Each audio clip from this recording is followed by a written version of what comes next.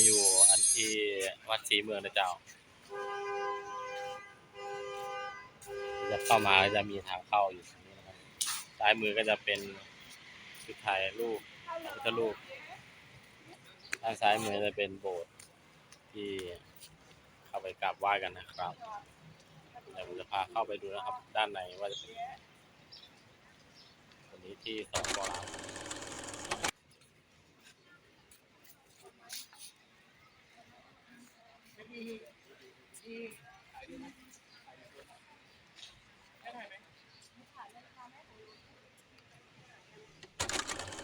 แล้วก็เข้ามาด้านในโบสถ์แล้วนะครับ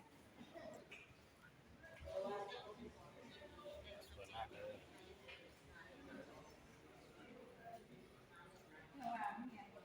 มีนักท่องเที่ยวมาเยอะแยะมากมายนะ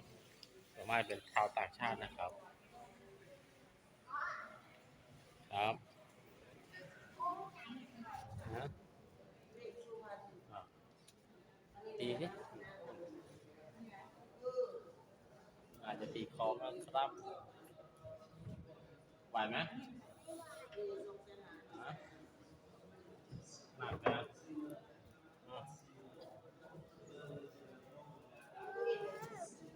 ไหวไหม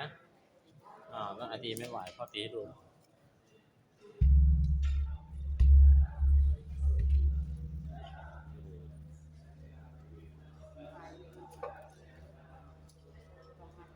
ได้เจ้านายพาเดินดูชมดิมาชมดิมันจะมี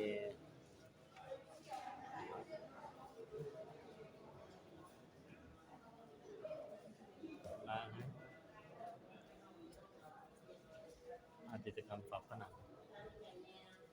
เก่าแก่ที่เวียงจันทร์นะครับ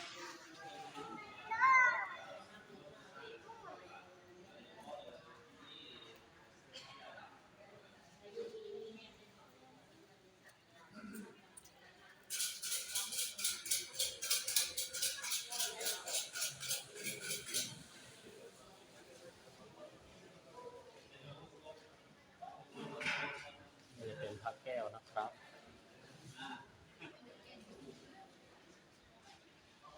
สวยมากนะครับ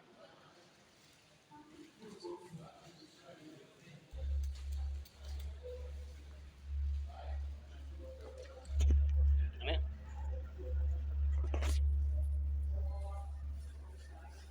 เข้ามาทำชมด้านในวัดจุดเข้ามานะครับนี่จะเป็นจุดไหว้นะครับอันนี้น่าจะเป็นศาลหลักเมืองที่หลักเมืองเวียงจันทร์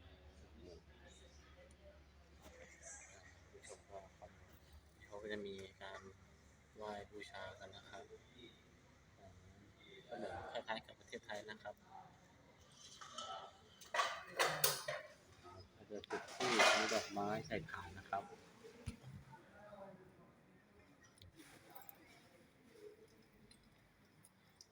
ไหว้ยังสาธุยังสาธุเลย3 ครั้งตาย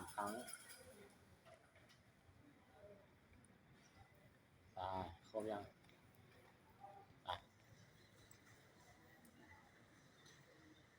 อันนี้เดินวนทางนี้วนทางนี้พอพาดูข้างๆนะเอาสิ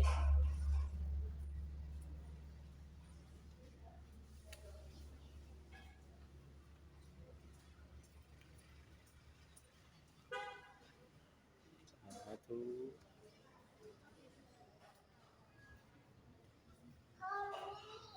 พระ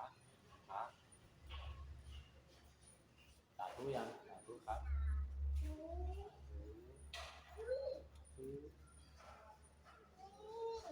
มานี้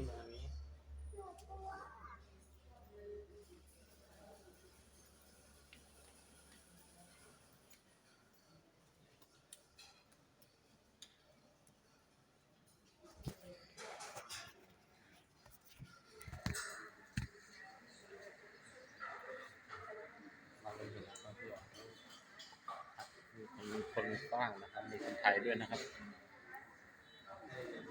มาเลย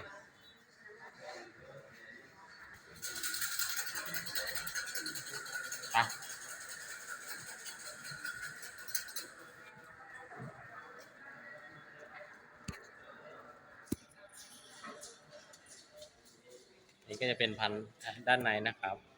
เดี๋ยวไปดูด้านนอกกันนะครับ ว่ามีความสวยงามขนาดไหนนี่เป็นด้านนอกนะครับ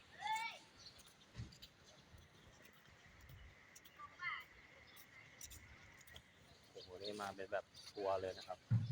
คนไทยหรือเปล่าไม่แน่ใจนะครับคนไทยด้วยไทยหรือเปล่าใช่คนไทยไหมถามสิมีตัวจากคนไทยนะครับ มาจากประเทศไทยเลยมากันเยอะมากเลยนะครับ